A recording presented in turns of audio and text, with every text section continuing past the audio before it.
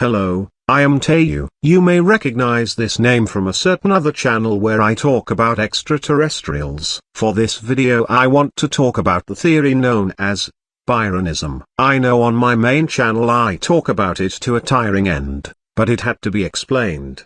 Byronism mostly affects starseeds on Earth who suffer from intergenerational trauma implosion. Their past generations of ancestors have so much unprocessed trauma that eventually their generation is the one it all implodes onto, and the Byronics are commonly advanced or high-frequency souls who take on a role of rebelliousness, scapegoat and dramatic suffering in order to transmute the negative energies of their parents and ancestors. In short, it is incomparable with cluster B personality disorders. It is a trait, not a disorder, because it has many evolutive advantages. Byronism allows you to resist conformity. This is why you can't remove the core, but you can diminish its toxic, unhealthy aspects, such as antisocial and destructive behavior, or rumination on negative experiences and thoughts. And I am not saying you should conform and obey more to the Matrix. On the contrary, you are better off preserving rebellious traits. The Matrix on Earth is sub-matrix of a larger one, and so on. And also, the Matrix itself has a mind control program that is linked to some aspects of Byronism,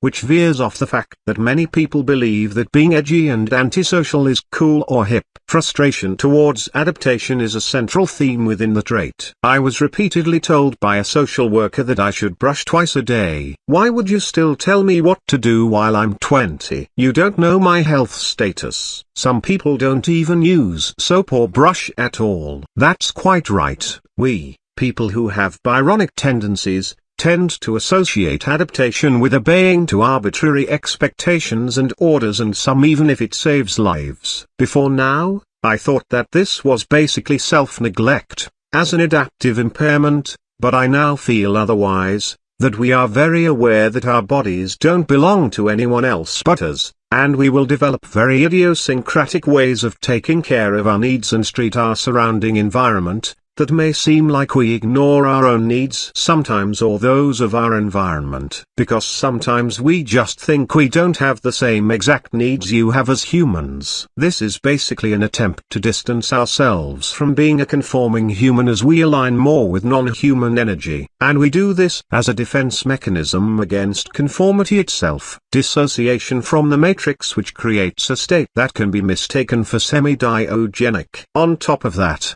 many of us get rapidly exhausted, and when that attempt to self-preserve by self-marginalization is attacked by others, it encourages us to retract and resist further, and if it is pushed too far we can enter into some sort of autistic withdrawal. This is why there is no known therapy for Byronism other than limiting exposure to social media and macabre content. It is very resistant to CBT and other means of treatment. Going against the nature of Byronism is making us conform. We have unbendable will, even if sometimes we may give in reluctantly. We won't sleep at night. We won't clean and organize our homes once a week. We won't come in early or on time every day at work. We won't smile at you out of forced social etiquette. Sometimes I don't even say how are you, I just say hi. And I totally know what I do may offend others, or leave them questioning, but I just help they understand. We don't wish to pretend to be something we're not. No one does, even if some of us sometimes have certain fixed ideas about ourselves. We simply don't want to do what you ask us to do,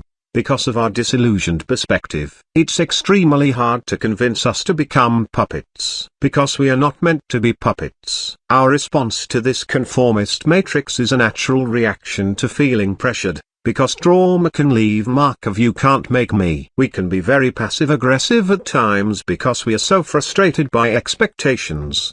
Doing something we don't want to do only makes us see an opportunity to mask and act fake and manipulative out of malicious compliance. And I don't want that. We should not have to deceive to survive. It's kind of being like a hayoka, in a way. I have been kicked out of more than one place because of my Byronic HSP traits, and once my anxiety, being hypersensitive to the universe, and at the same time having a complex that makes you broody, unbendable and uncomfortable with demands. is very heavy on the mind. My empathy for other people surpasses my Byronic tendencies, which is why I'm not as toxic as some of them. You cannot fix a person with Byronic tendencies. We are this way because subconsciously we know that conformity will be our downfall if we use it. Just look at what the vax has done. Remember the rule: people with autism don't meet social expectations because they can't. People with Byronic tendencies don't because they don't want to.